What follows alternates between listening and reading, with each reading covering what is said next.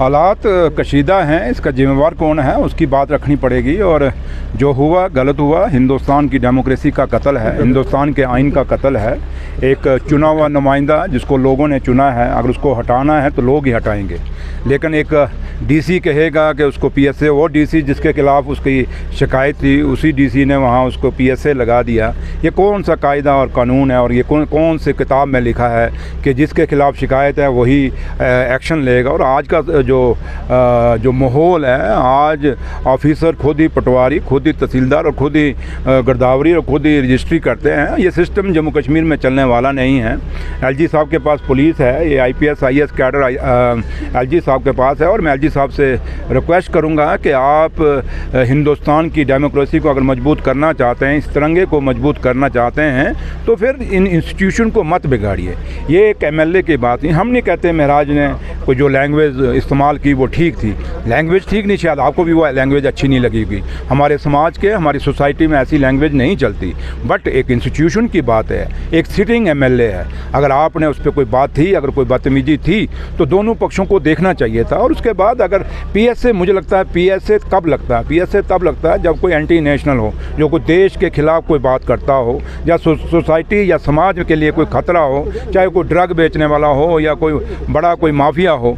उन लोगों को आप पकड़ नहीं रहे, वो लोग ड्रग वाले आपसे पकड़े नहीं जा रहे। हमारी नस्लों की नस्लें आई ड्रगिस्ट कर दी, हमारे बच्चे खत्म कर दिए, वो आपसे पकड़े नहीं जा रहे, उन पे आपसे पीएसए नहीं लगाया जा रहा। लेकिन एक सिटिंग एमएलए के ऊपर जब आप एक पीएसए लगा रहे हैं, ये सवाल एलजी साहब आप पे खड़ा हो रहा है और आपको जवाब देना होगा। और अभी भी वक्त ज़्यादा लेट नहीं हुआ, मैं आपसे यही रिक्वेस्ट करूँगा कि इस पीएसए को रिवोक करिए और एमएलए को जो है, ऑनरेबल एमएलए जो है उसको बाहर निकलिए, क्योंकि इंस्टीट्यूशन पे आपने अटैक किया है। ये एक एमएलए की बात नहीं, एक इलेक्टेड रिप्रेजेंटेटिव की बात है। और ये लाखों कुर्बानियाँ दे के इस देश की आज़ादी ली गई है, इस डेमोक्रेसी को लिया गया है, इस आइन को बनाया गया है बाबा साहब भीमराव अम्बेडकर ने।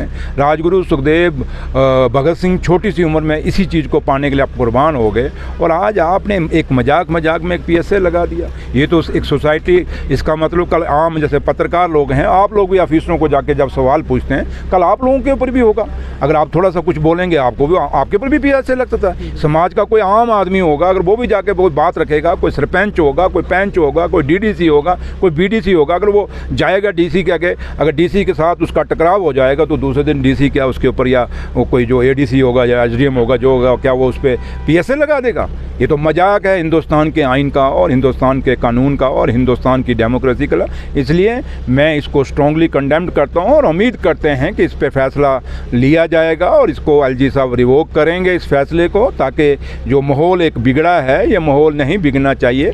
आज डोडा में चाहे लोग सड़कों पे आए हैं तो गलत है, नहीं ऐसा मौका नहीं देना चाहिए था सरकार ने। और ये डीसी को भी सोचना चाहिए, डीसी की बड़ी लंबी सर्विस है। और ये डीसी साहब मत सोचें कि अगर जितने भी ऑफिसर हैं, मैं उनको कहूँगा आप पॉलिटिक्स में मत इन्वॉल्व होइए, क्योंकि एक पॉलिटिकल डिसीजन है ये जो पीएसए है। और डीसीज ने बड़ी लंबी नौकरी करनी, और ख़ास के हरविंदर सिंह की अभी बड़ी लंबी नौकरी है। ऐसे अगर छोटी छोटी लड़ाइयों में अगर पड़ेंगे ये लोग, तो ये नौजवान हैं, कल बड़ी लंबी नौकरी करनी है। वक्त बदलते टाइम नहीं होता, आज सुई उस साइड है, कल यही सुई दूसरी साइड जब जाएगी तो मुश्किल हो जाती हैं उस पर नौकरियाँ करने। हमने ये मादी में देखा है और आप लोगों ने भी देखा है, जब सरकारें बदलती हैं तो चमचागिरी फिर चमचागिरी भी बदलती है। तो इसलिए उतनी चमचागिरी करो जितनी कल निभा सको। तो मैं बीजेपी के जो एमएलएज हैं, जो लीडर जम्मू कश्मीर में, मैं उनको भी कहूँगा कि अगर बदतमीजी की आप बात करते हैं तो मैं आपसे पूछना चाहता हूँ, शाम को जो, और आप पत्रकार लोग भी जो हैं,